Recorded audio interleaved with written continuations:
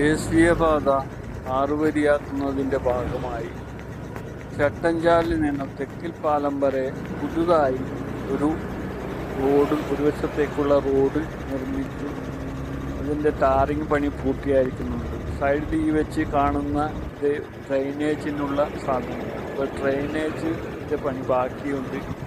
അത് പുതുതായി റോഡ് നിർമ്മിച്ച് ആ കയറ്റം വളവ് എല്ലാം കുറച്ച് നന്നായി സഞ്ചരിക്കാവുന്ന വിധത്തിൽ ഉണ്ടാക്കിയിട്ടുണ്ട്. ടാറിങ് പണി പൂർത്തിയായിട്ടുണ്ട്.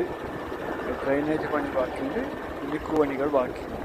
അപ്പോൾ നമുക്ക് വളരെ പെട്ടെന്ന് പാലം കഴിഞ്ഞ് ചട്ടഞ്ചാലിലേക്ക് വളരെ സുഗമമായി സഞ്ചരിക്കാവുന്ന വിധത്തിലാണ് നിർമ്മാണം നടത്തിയത്.